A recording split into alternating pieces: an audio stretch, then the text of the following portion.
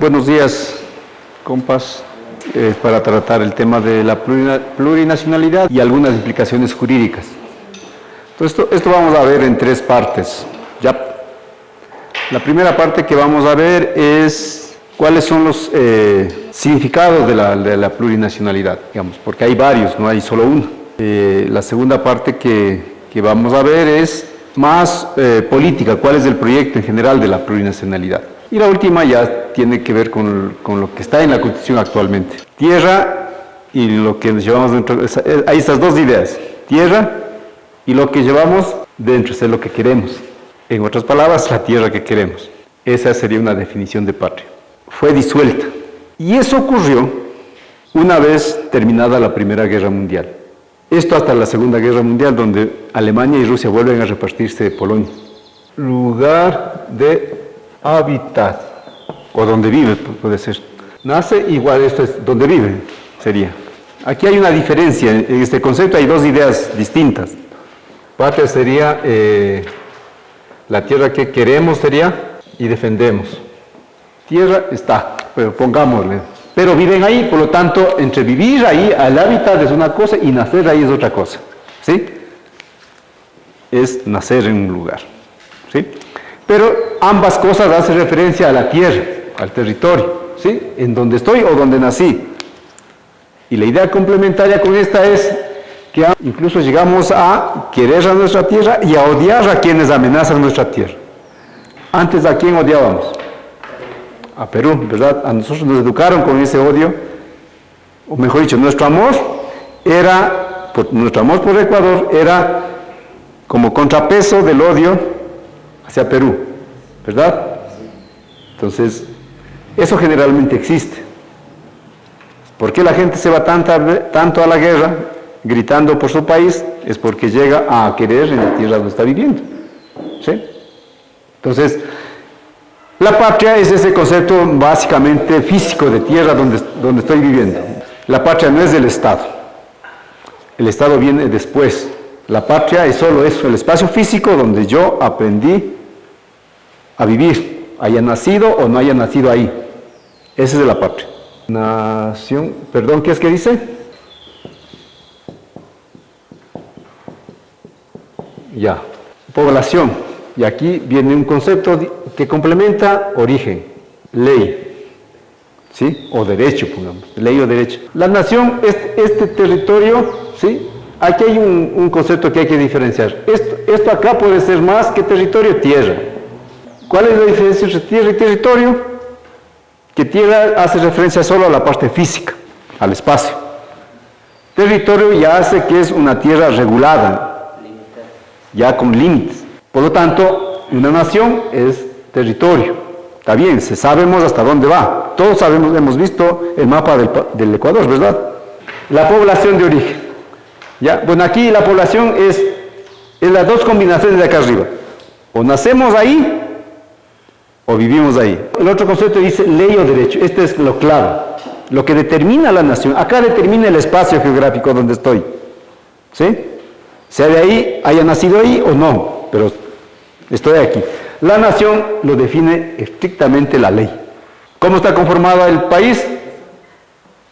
Por los que nacen en el territorio ecuatoriano y por los que adoptan la nacionalidad. Esa es ley. O sea, la ley determina la nación. ¿Quiénes son quienes adoptan o tienen la nación o la nacionalidad?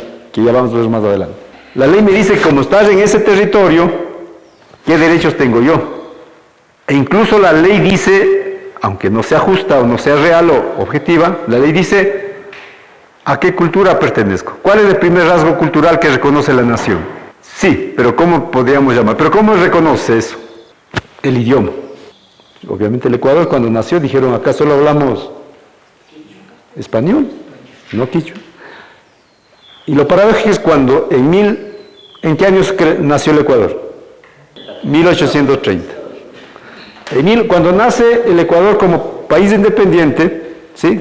Y dice, el artículo 3 me parece que dice de la primera Constitución ecuatoriana, dice, el Estado ecuatoriano reconoce al español como el único idioma oficial. Lo paradójico es que en esa época más del 90% hablaba otro idioma. Se reconocen el español solo por menos del 10% de la población. Pero eso dice la ley, por lo tanto esa es la nación. La nación está conformada según la ley solo por habla hispanohablantes. ¿Eso es real? No es así, ¿verdad? ¿Cómo está? Nuevamente vamos a la ley, ¿verdad? El Estado ecuatoriano, la Constitución dice que el territorio ecuatoriano está dividido por tales circunscripciones. ¿Cómo está dividido el Ecuador? Provincias, cantones, parroquias y comunidades, pueblos y nacionalidades. ¿Sí? Entonces, lo que dijo el compañero o compañera que haya notado ciudades, tiene razón.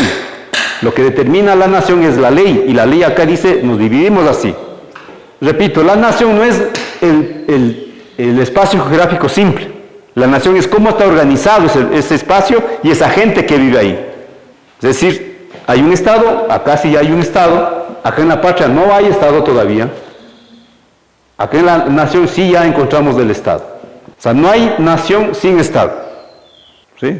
O sea, históricamente, políticamente podemos reivindicarnos de una nación, como por ejemplo los cañaris, se dicen nación cañari, ¿sí?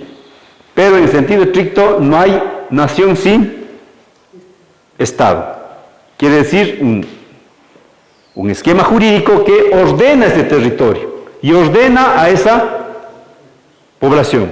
Para decir otras palabras, hay un marco jurídico administrativo que organiza el Estado, el territorio, y organiza a la población. Esa es la nación. ¿Cuál era la tercera? ¿Qué dice sobre la nación? Vamos por acá. Identidad. ¿Qué más? ¿Qué dice? Origen o adopción. ¿Está listo acá? Y acá pongamos eso, derechos y obligaciones. O afecto, sentimiento. Por lo tanto, la nacionalidad hace referencia a la pertenencia a un Estado. Esa nacionalidad tiene todo eso, identidad, tiene territorio, tiene derechos y obligaciones. Es decir, cuando yo adopto esa nacionalidad, tengo derechos. Y para que, en este caso de nacionalidades de origen, ancestrales como las nuestras, queremos que el Estado nos reconozca, pero con obligaciones y derechos concretos. Vamos a desarrollarlo poco a poco, pero la plurinacionalidad no tiene un solo significado.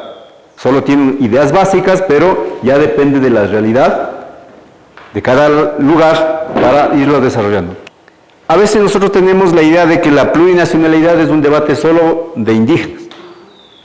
¿Ya? O sea, que a los indígenas se nos ocurrió la plurinacionalidad y que solo es de nosotros. ¿Sí? Cuando la idea de plurinacionalidad viene casi desde hace más o menos unos 150 años atrás. Las primeras ideas de plurinacionalidad nacieron ni siquiera en Europa, sino entre Europa y Asia. Checos también estaban ahí.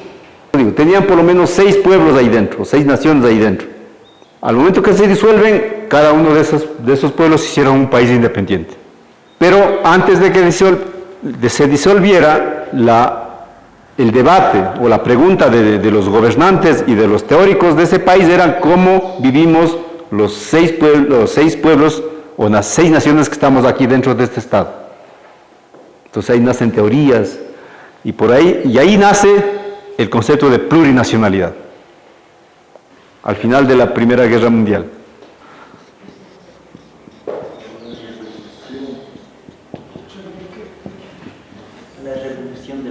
La revolución rusa o bolchevique, como quien dijo por ahí. ¿Ya? Entonces, los bolcheviques, se supone, o los revolucionarios rusos, querían armar un Estado distinto. Entonces, ellos, ¿qué dijeron? Dijeron, bien, como en Rusia no hay solo rusos, hay otros pueblos, vamos a reconstruirnos a partir de la autodeterminación. Pero el concepto de autodeterminación para ellos era distinto a lo que conocemos ahora, nosotros. Para ellos la autodeterminación era, el pueblo, todos los pueblos tienen derecho a declararse independientes, si quieren. Si no quieren, se quedan en Rusia, pero con ciertas autonomías. ¿Sí? ¿Y cuáles eran? Muchos se fueron, se hicieron su propio país, como Finlandia. Finlandia antes era parte de Rusia y no quiso ser ruso, seguir siendo parte del Estado ruso y con la independencia, con la revolución, perdón, se salieron de Rusia y fundaron un propio país independiente que es hasta ahora. Hay otros que dijeron, vieron que Rusia era mejor estar en medio de un país grandote, pero dijeron, nosotros nos quedamos en Rusia, pero nos reconocen nuestro derecho a autogobernarnos. Entonces, el país que se quedó, por ejemplo, Ucrania, que ahora tenemos de la guerra de Ucrania decide quedarse dentro de Rusia, pero tenía presidente, tenía su propio Congreso y sus propias leyes. Pero se queda como parte de Rusia, no se hace independiente. La independencia de Ucrania viene después de la Segunda Guerra Mundial. ¿Sí? Entonces, y oficialmente Rusia, con la Revolución Rusa, pero no en el 17, sino años después, en 1922, se declara Rusia como país plurinacional. De hecho, históricamente es el primer país que oficialmente se declara como tal. O sea, Rusia no es solo la Unión de Repúblicas Soviéticas. Incluso el mismo nombre da cuenta de que no es un solo país. Son varias repúblicas unidas, o varios países unidos, por eso su nombre era Unión de Repúblicas Soviéticas. ¿Sí? Es decir, la unión de varios países en un mismo estado. Pero, además de eso, su título no era como Bolivia, se llama Estado Boliviano, Estado Plurinacional Boliviano, o nosotros Ecuador, plurinacional. La Constitución soviética dice, Rusia es un Estado soviético. Más adelante dice, está constituido de manera plurinacional. ¿Sí? Oficialmente se reconoce como plurinacional, aunque no se pone como nombre, plurinacional. Después, el segundo país que oficialmente se declara plurinacional es Yugoslavia, que se declaró como plurinacional después de la Segunda Guerra Mundial. Igual ahí juntaban a 9 pueblos distintos. Empieza con 2 países distintos en Yugoslavia y finalmente terminan siendo 9 países distintos. Yugoslavia en 1969. Igual son 2 repúblicas juntas, ¿sí? La República Socialista Checa con capital en Praga y la República Socialista Eslovaquia con capital en no sé qué, no se lee bien. Ya, Bratislava. Entonces, juntando los 2 conceptos, los 2 nombres, da Checoslovaquia. Es la junta de Checa y Eslovaquia. Se pasó a llamar Checoslovaquia.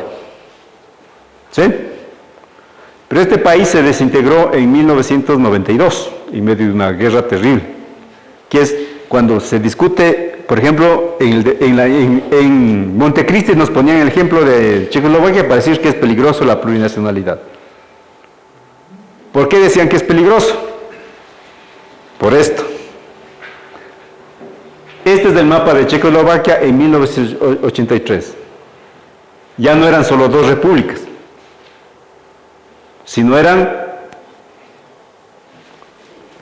1, 2, 3, 4, 5, 6 repúblicas. Una de las acusaciones de la plurinacionalidad es que nos vamos a dividir más. Entonces, por ejemplo, en el caso ecuatoriano no seríamos solo 14 nacionalidades y de pronto por ahí aparecen más nacionalidades y vamos a seguir dividiéndonos más. Esa es una de las acusaciones, pero no es real. Checoslovaquia entró en guerra no por la división, sino por otras razones. Entonces tenemos aquí la República de los Sudetes, el Principado Checo, la República de Bohemia, la República de Moravia, la República Socialista de Bretoslavia y la República de Eslovaquia. ¿Sí? Se fue dividiendo. Empezó como 2 repúblicas y terminó como 6 repúblicas juntas en un solo país. Después se desintegra, ¿no? Y ahora cada de esas repúblicas que antes formaban un solo Estado, ahora son un país independiente cada uno, realmente independiente. ¿Mejoraron con eso? No mejoraron. Más bien les iba mejor estando todos juntos. Esa es, digamos, para terminar esta idea, lo primero que tenemos que tener claro es que la plurinacionalidad no es un debate solo de indios, es un debate mundial y es un debate que tiene por lo menos 150 años de existencia. Y que incluso ahora Europa ha vuelto a discutir la plurinacionalidad. En el caso, por ejemplo, de España. España no está habitado solo por españoles. Está habitado por lo menos por 4 pueblos distintos, con sus idiomas distintos. Este es el concepto actualmente que funciona en todo el mundo, ¿ya? Estado-nación. ¿Qué es un Estado-nación? Es decir, lo que ya vimos en los conceptos. Es un Estado, es un aparato judicial político, ¿sí?, que tiene unas leyes que organiza a un territorio y a una población. Ese es un Estado-nación. ¿Qué hizo Napoleón para que el resto hablara francés? La condición que pone Napoleón es que el que quiera ser parte del ejército tenía que aprender francés. Así empezó Francia, antes de estar gobernado por un presidente y un parlamento. ¿Por qué estaba gobernado los países de Europa? Reyes. Entonces, antes de ser repúblicas, ¿qué eran? Reinos. ¿Ya? Entonces, muchos países quedaron conformados en los reinos, ¿ya? Y quedó abarcando varios países. España existió y no se llamaba España. España existió cuando vino para acá. ¿En qué año vinieron para acá? 1400. Todos sabrán, España es más o menos así, ¿no? Menos esto que es Portugal. Todos sabrán que desde el año 710 hasta 1492 estaba habitado y gobernado ¿por quiénes? Por los árabes, es decir, por los musulmanes. ¿Sí?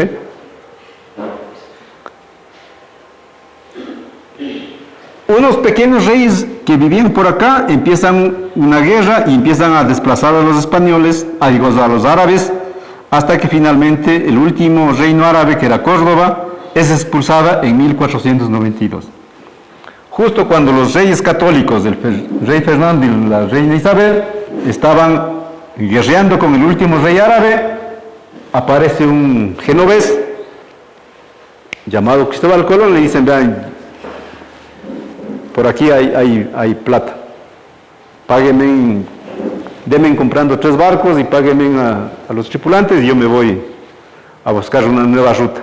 Eran 2 reinos, el reino de Castilla y el reino de Toledo. ¿Sí? Se juntan los 2 reinos y forman España. Pero España no estaba conformada solo por españoles. Solo Castilla hablaban español. Toledo hablaban otro idioma. ¿Sí? Entonces, el resultado de los países-naciones es un solo gobernante, un solo sistema jurídico y una sola forma cultural. Ese es el Estado-nación. Y esa idea de Estado-nación lo trajeron acá. Y con esa idea nosotros nos independizamos. Por eso es cuando se declaran los países independientes, todos se supone que solo hablábamos español, cuando acá, en lo que es Ecuador, más del 90% hablaban otros idiomas, mayoritariamente quichus. Pero sin embargo teníamos que aprender. La Revolución Rusa, un poco para intentar hacer revoluciones en otros países, forma una cosa que se llamó la Internacional Comunista. Les resumimos en 3 ideas fundamentales. La primera idea: Se empieza a debatir el tema de las nacionalidades. Como ya dijimos al inicio, es el concepto fundamental de la plurinacionalidad, ¿verdad? A partir de 1931 en el Ecuador. Desde ahí empiezan a haber los primeros documentos que utilizan el concepto de plurinacionalidad para referirse a los indígenas. Pero vino a través del Partido Comunista Ecuatoriano, y obviamente el Partido Comunista Ecuatoriano estaba conformado por muchos indígenas. Incluso eran sus dirigentes nacionales del Partido Comunista. ¿Cuáles son esos dos dirigentes nacionales indígenas del Partido Comunista en esos años? Dolores Cacuango y Jesús Gualavicil. Los dos eran dirigentes nacionales del Partido Comunista. Para decirlos en palabras populares, no eran esos dos personajes. En ese entonces, el movimiento indígena, ¿por qué estaba conformado? La FEI, pongamos la FEI, ¿ya? La Federación Ecuatoriana de Indios. ¿Cómo estaba organizada la FEI? ¿Cuáles eran las organizaciones? Los sindicatos. La FEI estaba organizada por sindicatos agrarios, digamos así. Es decir, por trabajadores de Hacienda. Pero el problema es que la nacionalidad, como ya vimos adelante, se refería a un territorio. Y el sindicato no tiene territorio, pues. Es un grupo de trabajadores. Por lo tanto, entonces, en este contexto de una federación de indios organizada por sindicatos, es decir, por trabajadores de Hacienda, la idea de nacionalidades como que no cuadraba mucho. Por más que nuestros compañeros se pasaron explicando en las organizaciones sobre el tema de las nacionalidades, la gente no lo recibía muy bien, porque no lo entendía, porque no era su realidad, por así decirlo. Se discute, se utiliza la palabra nacionalidades en los años 30, en los años 40, ¿sí? Y después se olvida de ese concepto, ya no se le vuelve a utilizar más. Pero vuelve a aparecer el concepto de nacionalidades a partir de 1973. ¿Por qué vuelven los dirigentes a traer nuevamente el concepto de nacionalidad? ¿En qué año nace la Ecuarunari? 1972. La pregunta que hicimos antes, la FEI estaba organizada por sindicatos. ¿La Ecuarunari cómo estaba organizada? ¿Quiénes conformaban la organización del segundo grado? La Ecuarunari ya no se organizaba por sindicatos, sino por comunas y comunidades. ¿Cuál es la diferencia entre una comunidad y un sindicato? Las comunidades ya están asentadas en un territorio, tienen una autoridad, el cabildo. Incluso ya había una ley que reconocía que era la ley de comunas, que fue hecha en el 37. Ahí sí ya como que empieza a cuadrar el concepto de nacionalidades. ¿Qué dijimos que tenía que tener para ser nacionalidades? ¿Qué tenía que tener? Tienen territorio. Ahí ya tiene sentido el idioma, la identidad. Con la Ecuarunari, con la realidad que estaba de comunas y comunidades, el concepto de nacionalidades ahí sí ya entra. La gente ya empieza a entender. Ahora, ¿esto quiere decir que antes no había comunidades? Sí habían, siempre hubieron. Pero, a fines del siglo XIX, con la Revolución Liberal de Alfaro, con el predominio de las haciendas, muchas de las viejas las comunidades ancestrales, digamos así, son disueltas o quedan dentro de la hacienda. Entonces, había unas pocas comunas o comunidades, la mayoría de la población que estaba dentro de las haciendas. Por lo tanto, tenía muy poco peso las comunas. Más peso tenía, por cantidad de gente, por razones de número, los trabajadores de haciendas, es decir, los huasipungueros. En la reforma agraria, ¿en qué año se da la reforma agraria? Se da entre 1964 y 1973. Es casi un proceso de 10 años de la reforma agraria. Sucede tres cosas con la reforma agraria. La primera cosa es que la reforma agraria no reparte mucho tierras, o por lo menos no reparte las tierras de las haciendas. La ley de reforma agraria se llamaba Reforma Agraria y Colonización. Las tierras que más reparte son por colonización en la Amazonía y en la costa, sobre todo Manabí y Esmeraldas, donde se empieza a habitar la Amazonía y la costa. Porque hasta antes de la reforma agraria había más población en la sierra que en la costa. Con la reforma agraria y que el Estado estaba regalando tierra, la gente se fue a la costa. Esa es la primera razón de la reforma agraria, que no dio tierras de las haciendas, sino se dio las tierras de colonización en la Amazonía y en la costa. La segunda cosa, que las pocas tierras de las haciendas que dio a los trabajadores no fue gratis. No es que les quitó a los hacendados y les dio a los trabajadores. ¿Cómo les dio? Por simple compra-venta. Y eso ustedes aquí en Cayambe pueden dar testimonio de eso. Todas las comunas compraron a los hacendados. ¿Sí? Incluso algunas deudas que recién terminaron de pagar. Y la tercera cosa, y es lo que nos debe servir para este momento, es que aunque el Estado quiso entregar las tierras en forma individual o en forma cooperativa, la gente, los indígenas, terminaron cogiendo las tierras más en forma de comunas. Entonces, entre estos años, entre el 64 y 73, hubo una gran proliferación de comunas, de formación de nuevas comunas. El ejemplo más clásico de eso, donde hay más estudios, es Riobamba. En 1964 solo tenía 140 comunas. Al final de los 70, a mediados de los 73, ya tenía 1.200 comunas. Eso nos da la dimensión de cómo con la reforma agraria crecieron las comunas. Por más que el Estado quiso dar en cooperativas y en forma privada, la gente optó por comunas.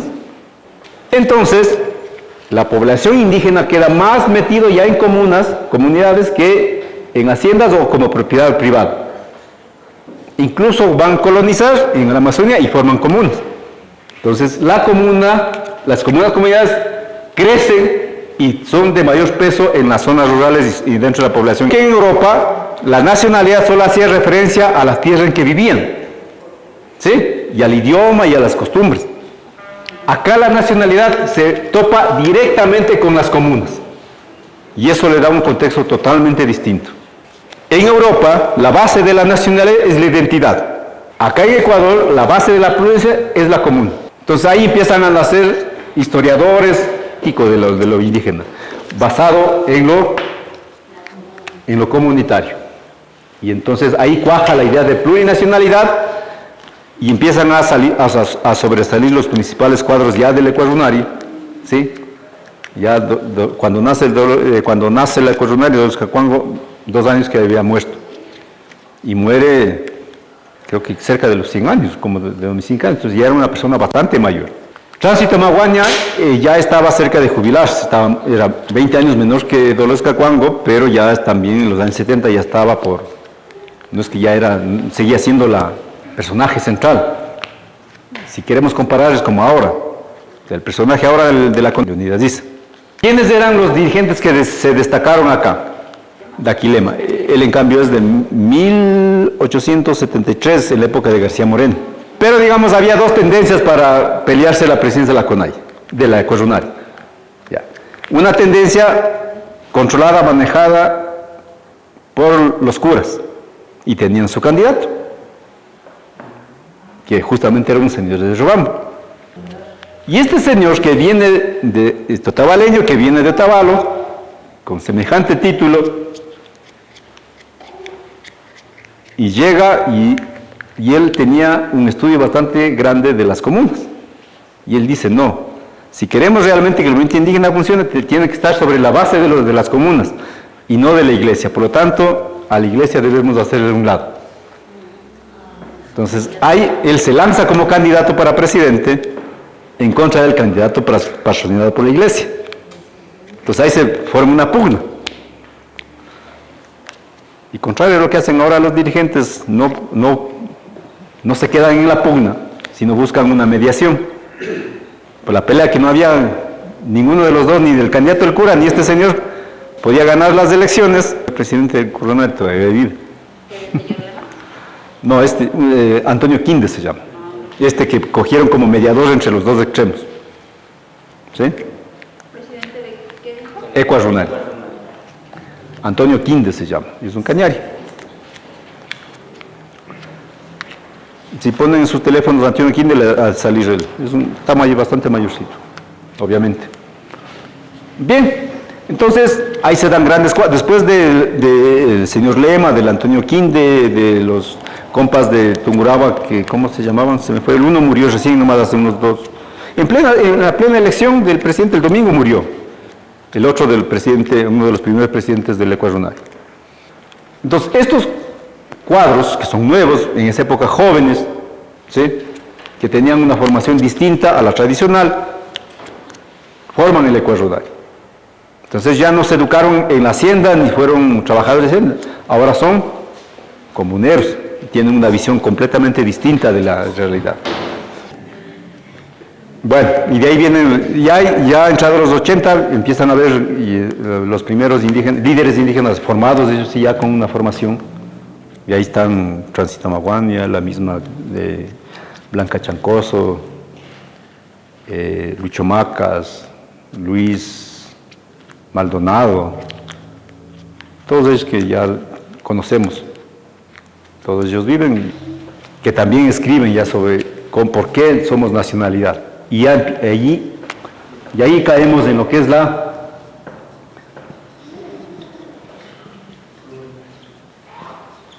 plurinacionalidad. El proyecto político de la plurinacionalidad es construida, escrita, ideada, pensada en casi 10 años de debate.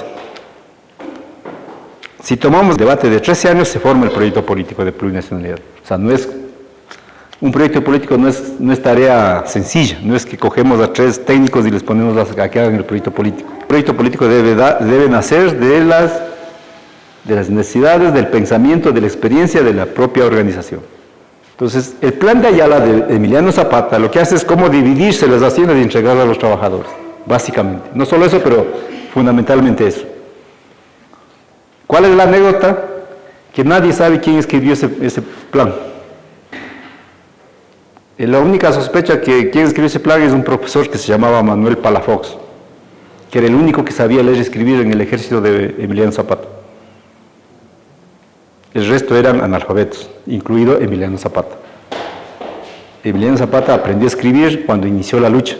El proyecto de la plurinacionalidad fue escrito en 1924. Debo demostrar aún una prueba: fotografía, video, documentos. Si hay acta de la reunión. Y si en esa reunión, ¿quién nomás estuvo? Igual debe haber algo que compruebe quiénes estuvieron ahí redactando el proyecto. La FENOCIN nace como FENOC en 1966. ¿Cuál es el problema de la FENOC? Que la FENOC, como nace en medio de la reforma agraria, todavía no hay comunas asentadas, entonces es como una especie de organización mixta. La FENOC sigue siendo sindical y por ahí empiezan a aparecer una que otra comuna. ¿Sí? Es casi una fusión de las dos cosas. Cuando el Ecuador entra en crisis en el 75, casi se disuelve el Ecuador. La FENOC sigue siendo la organización más fuerte del país. ¿Sí? Pero cuando logra finalmente unificar la Ecuador y nombrar un presidente, en este caso presidenta, aunque en ese rato no se les conocía como presidente, sino como secretarios generales, la Ecuador logra agarrar una gran fuerza que en 2 años, en los 80, ya era la organización más grande que la FENOC, y la FENOC empieza a perder piso. Las pocas comunidades que tenían se pasan al Ecuador. ¿Sí? Y los sindicatos se van desapareciendo. Entonces, la FENOC cae en poder de convocatoria, se quedan muchos sin bases, ¿sí? Y la Ecuador sube bastante. Y después viene el gran proceso que termina en la CONAIE en 1986. La FENOCIN logra recuperarse recién en los años 90, a partir de 1990. ¿Cómo logra recuperarse? Antes era contraria, la FENOC era contraria al discurso de la plurinacionalidad que tenía la Ecuador y la CONAIE. Al ver que ese discurso de ser contrario a la plurinacionalidad no les daba resultados, más bien estaban perdiendo bases, es que adoptan primero la FENOCI. Es decir, ya no era la Federación Ecuatoriana Nacional de Organizaciones Campesinas, desde el nombre original. Sí. Por eso, por lo que digo, por cómo estaba conformada. Después adoptan campesinas e indígenas, porque empiezan a asumir también el discurso de la plurinacionalidad para no perder su organicidad frente a la CONAIE. Y después, para decir que ellos son más que la CONAIE, y esto lo digo con ironía más que con crítica, dice, no, al contrario de la CONAIE, que solo organiza a los indígenas, nosotros organizamos a los campesinos indígenas y también a los negros. Ahora sí, vamos a la ley, que como ya tenemos poco tiempo. Bien, vamos ahora sí que dice la ley sobre la plurinacionalidad. En la Constitución, bueno, primero hay, para saber qué quiere decir plurinacionalidad, ¿sí? En la Constitución tendremos que leer los siguientes artículos. El artículo 1, el artículo 6, el artículo 10, el artículo 11, el artículo 56, 57, 58, 59, el artículo 60. De ahí nos saltamos al artículo 171 y de ahí al artículo 318. Obviamente el más largo es este artículo 57, el artículo 171. Por decir algo, acá en el artículo 1 reconoce el carácter plurinacional del Estado, plurinacional e intercultural. El artículo 6 reconoce las nacionalidades en el Ecuador. Y hay un derecho, de acuerdo a este artículo, el Estado todavía no cumple. ¿Qué dice? Que el Estado ecuatoriano reconoce las nacionalidades, tres tipos de nacionalidades. Es decir, en el Ecuador habría tres tipos de nacionalidades.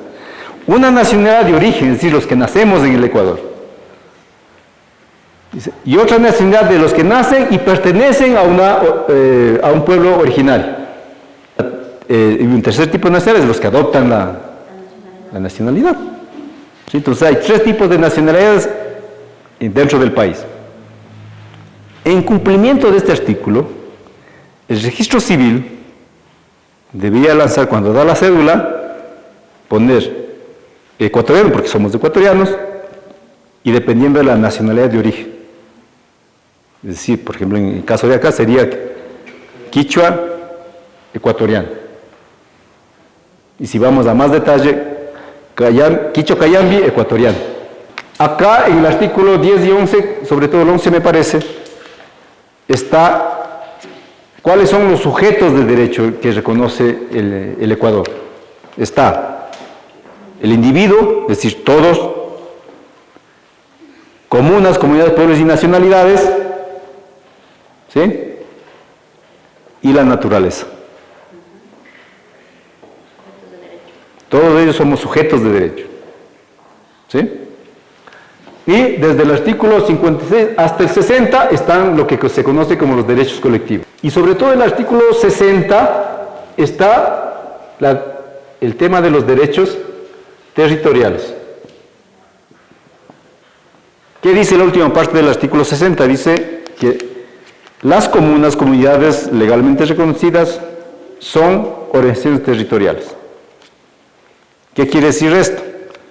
Que las comunas, comunidades ya no son simples organizaciones sociales, sino somos organización territorial al mismo nivel que son las parroquias o los municipios. Esto nos suena como exagerado, como extraño, pero es así. O sea, la comuna ya no es solo una cosa ahí botada, es una división más del país. En la misma categoría de provincia, o sea, ya no, cuando vamos a decir, aunque ya lo dijeron ustedes, cuando vamos y nos preguntan cómo está dividido el país, ya no es solo provincias, cantones y parroquias. Ahora también son comunas, comunidades. ¿Sí? Bien, y en el artículo 57 está todos los 21 derechos colectivos. El artículo 161 está todo lo que tiene que ver con la administración de justicia y el artículo 318 tiene que ver con la capacidad comunitaria de la administración del agua. El agua. Según la Constitución, primero la Constitución, el agua es un bien público, no hay chance en el país de agua de propiedad privada. Es decir, todo el agua, aunque esté en mi tierra, es del Estado, es un bien público. Y para utilizar esa agua tengo que tener un permiso del Estado, aunque esté en mi terreno. Pero ¿quiénes pueden pedir permiso para administrar esas aguas? El Estado, o es decir, otra empresa pública, el municipio, la Senagua, qué sé yo. Pero no la Senagua, el municipio o el AIMAP. ¿Ya? Es decir, otra instancia pública puede pedir. Y las comunidades. Nadie más puede pedir administración del agua. Fundamental este artículo 118, pero la cuestión dice otra cosa. Hay 5 tipos de propiedad, no solo pública y privada, entre ellas la propiedad comunal. Y si el artículo 321 le juntamos con el artículo 60, por lo tanto, estamos hablando que, en este caso, digamos, de la prefectura, está invirtiendo en una entidad parecida a la Junta Parroquial. En resumidas cuentas, en cómo el Estado divide el poder y no concentra el poder. Ese es el sentido esencial de la plurinacionalidad. Entonces, ahí viene el tema de la autodeterminación. A lo largo de la historia, este concepto ha tenido diferentes significados. ¿Sí? La autodeterminación. En un primer momento, la autodeterminación era, lo que decíamos en el caso de Rusia, el derecho a cada pueblo tener su propio Estado, independiente. La autodeterminación, el único significado de la autodeterminación, hace mucho tiempo atrás, era el derecho de cada pueblo a hacer su propio Estado, independiente. Después se vio en la experiencia de que no necesariamente muchos países, muchas naciones o pueblos querían ser Estado independiente, sino seguir siendo parte de un Estado, pero con autonomía. Entonces, un significado es la independencia, es decir, Estado propio, ¿verdad? Después, según la experiencia, viene que también es la autonomía. ¿Qué es la autonomía? Es ser parte de algo, pero con mi propio derecho, con ciertas libertades dentro de un Estado grande. Dentro del marco del Estado, o sea, no es que yo desconozco la Constitución del Estado central, pero también tengo mis propias normas. ¿Sí? Es como ya habrán visto en el artículo 105 de la Administración de Justicia. Pueden administrar justicia en todos los casos, menos de asesinato, pero no es que pueden hacer cualquier cosa, ¿verdad? Tienen que respetar la misma Constitución. Esa es la dimensión de la autonomía. Puedo hacer unas cosas, pero no es que puedo desconocer todo del Estado central. ¿Sí? Y asimismo el Estado puede regirme, pero no es que puede regirme totalmente. Hay límites. Límites míos como comunidad o pueblo, pero también hay límites del Estado. Eso es, en el fondo, es del sentido grueso de la plurinacionalidad. Es decir, la autonomía, el autogobierno sería otra forma práctica. Estos es los dos significados de la autonomía. ¿Sí? Perdón, los dos significados de la autodeterminación es que me puedo hacer un Estado independiente, pero que ahora casi ya nadie utiliza esto. Antes de la Segunda Guerra Mundial se utilizaba mucho esto, o esta interpretación, porque en esa época se hacían un montón de países. Ahora ya difícilmente van a ser países. Por eso ahora el peso del significado es la autodeterminación, el autogobierno, autonomía, dentro del Estado, pero autónomo. Y finalmente, como les explicaba, la plurinacionalidad no es una sola idea de la plurinacionalidad, no hay una sola idea. Hay varias posibilidades de la plurinacionalidad, ¿sí? De acuerdo al contexto, a la realidad, al país, al proceso. Pero lo central de la plurinacionalidad es que el Estado debe reconocer las posibilidades de que cada pueblo o nación dentro del mismo Estado tenga posibilidad o tenga el derecho a autogobernarse. Dentro del marco del Estado, pero autogobernarse. Pero no solo eso, no se reduce solo al autogobierno, sino que el Estado debe asumir estas cosas como normas generales. Miren, a veces nosotros tenemos miedo a la autonomía porque decimos que divide al país. ¿Sí? Eso es lo que más nos dicen a nosotros de la plurinacionalidad. Pero, por ejemplo, Nicaragua es el primer país latinoamericano que reconoció la autonomía de los territorios indígenas, y resulta que la autonomía, acá tienen miedo de reconocer la comuna, que somos más o menos pequeñas, ¿verdad? En Nicaragua, en 1986, reconocieron los territorios indígenas, la autonomía de los territorios indígenas, que son dos territorios, son dos pueblos grandes, y sumados los dos territorios es casi la mitad del territorio nicaragüense. Y reconocieron la autonomía, y no es que Nicaragua se rompió, se separó, se dividió. De hecho, esto lo hicieron con la Revolución Sandinista. Lo único que queda vivo de la Revolución Sandinista es esta autonomía. Los otros ya se fue al carajo, incluido el Daniel Ortega. Lo único que sobrevive bien es el reconocimiento de la autonomía de los territorios indígenas. Y no es que es un pedacito por ahí de Nicaragua, es, como ven, mitad del territorio. Bien, para finalizar, la pregunta que decía, si se puede hacer estados indígenas, no se puede hacer. Hasta los años 70 había algunos países que sí decían que hay que formar un estado indio, y concretamente eran dos países que peleaban por el estado indio, pero era en razón más de su población que por otras razones. ¿Cuáles de esos dos países que decían hay que hacer un estado indio? Guatemala, que es cerca del 70%, en ese entonces, en los años 70, el 70% de la población era indígena, o se reconocía indígena, por lo tanto, si más de la mitad de la población es indígena, correspondía a un estado indio. Y el otro país que quería hacer eso, o el movimiento indígena que quería hacer eso, o que tenía por objetivo declarar un estado indio, era Bolivia.